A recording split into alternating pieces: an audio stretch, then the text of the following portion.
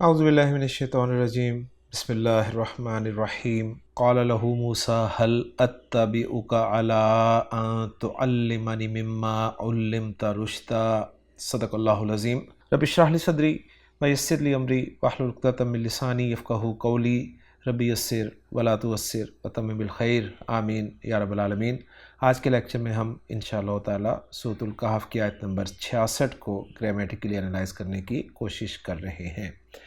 آیت میں وقف کی کوئی علامت نہیں ہے، نہ ہی کوئی حرف عطف ہے، لیکن کچھ جملے ضرور بن رہے ہیں، لیکن ہم ایک ہی حصے کے تحت اس آیت کو گرامیٹیکلی انالائز کریں گے۔ تو سب سے پہلے بات کرتے ہیں اس آیت کے الفاظ پر۔ پہلا لفظ اس آیت میں ہے قالا، جو کہ فعل ہے، فعل ماضی معروف واحد مذکر غائب کا صیغہ ہے۔ لام حرف ہے، حرف جر ہے، جس کے ساتھ ہو ضمیر مجرور متصل واحد مذکر غائب کی لگی ہوئی ہے۔ موسیٰ اسم مقصور ہے اور مرفوع منصوب مجرور اسی طرح استعمال ہوتا ہے۔ حل حرف استفہام ہے اور آگے ہے اتبعو۔ اتبعو جو ہے یہ فعل مضارع معروف واحد متکلم کا صیغہ ہے۔ تا، با اور عین حروف مادہ ہیں، باب افتعال ہے۔ اتبع یتبعو اتباعا، جس کے معنی پیروی کرنا کے یا فالو کرنا کے ہوتے ہیں۔ تو اتبعو یہ واحد متکلم کا صیغہ ہے، ساتھ جو ضمیر لگی ہوئی ہے کا، یہ ضمیر منصوب متصل واحد مذکر حاضر کی ضمیر ہے۔ علی حرف جر ہے، جس کے بعد ان حرف مصدر ہے، فعل مضارع ہے تعلم۔ تو تعلم یہ فعل مضارع معروف منصوب ہے، ان مصدریہ کی وجہ سے عین لام اور میم حروف مادہ ہیں۔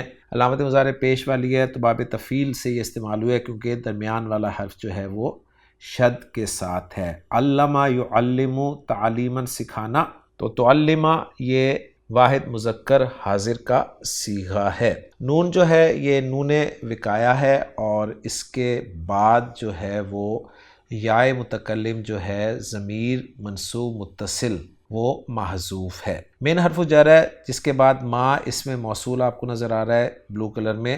آگے ہے علمتا، فعل ماضی مجہول ہے یہ، کیونکہ ماضی میں پہلا حرف جو ہے وہ پیش کے ساتھ ہو اور عین کلمہ جو ہے وہ زیر والا ہو تو ماضی مجہول ہوتا ہے۔ تو علمتا فعل ماضی مجہول واحد مذکر حاضر کا صیغہ ہے۔ عین لام میم باب تفعیل سے استعمال ہوا ہے، علامہ یعلم تعلیما سکھانا، اور یہاں پر جو آپ کو تا نظر آ رہی ہے یہ ضمیر مرفوع متصل واحد مذکر حاضر کی ہے۔ اور آخری لفظ اس آیت کا وہ ہے رشدن۔ رشدن کو خان صاحب نے نیک راہ، ہدایت، سوجھ بوجھ، معاملہ فہمی ان معنی میں ذکر کیا ہے۔ تو الحمدللہ جی الفاظ پہ بات ہو گئی ہے مکمل ہماری آیت نمبر 66 کے۔ اب ہم الفاظ کو جوڑ کر جملہ بناتے ہیں۔ قالا فعل ہے اور چونکہ پہلا صیغہ ہے تو اس کا فاعل آگے آ سکتا ہے، تو موسیٰ جو ہے آگے اس کا فاعل ہے، اس لیے موسیٰ کو ہم یہاں پر مرفوع قرار دیں گے۔ لہو جار مجرور یہ متعلق ہو جائے گا قالا فعل کے، اور لہو جو ہے قالا کے بعد کس لیے آتا ہے؟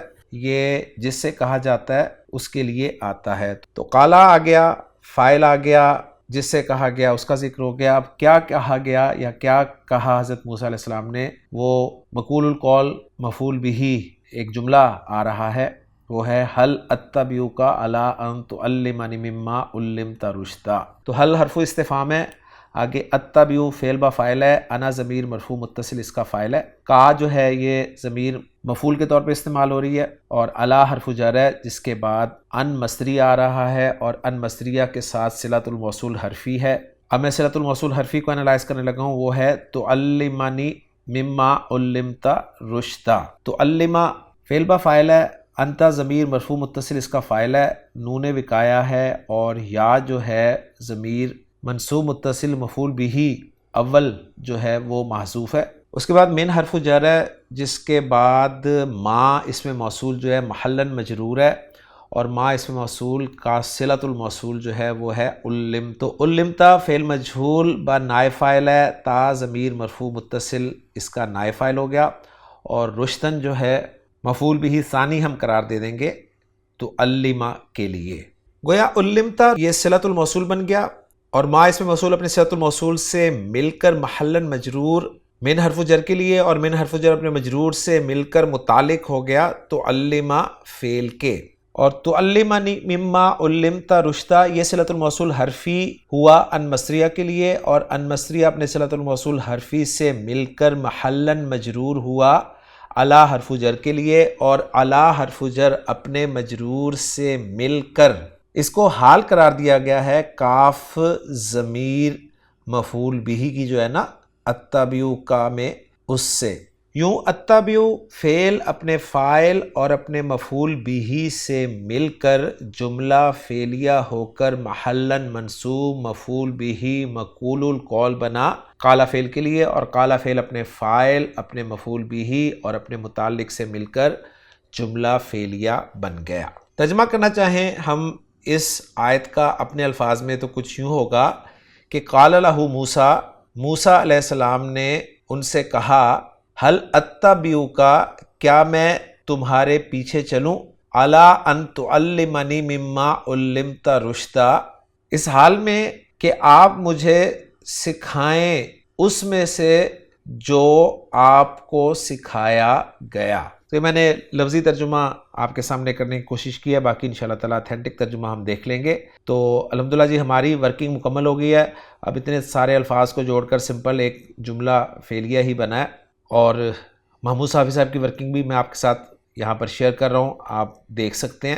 اب میں آپ کے سامنے اس آیت کا ترجمہ رکھتا ہوں جو عبدالسلام صاحب نے کیا ہے کہ قال لہ موسیٰ، موسیٰ نے اس سے کہا حل اتبعک کیا میں تیرے پیچھے چلوں علی ان تعلمنی مما علمت رشدا، اس شرط پر کہ تجھے جو کچھ سکھایا گیا ہے اس میں سے کچھ بھلائی مجھے سکھا دے۔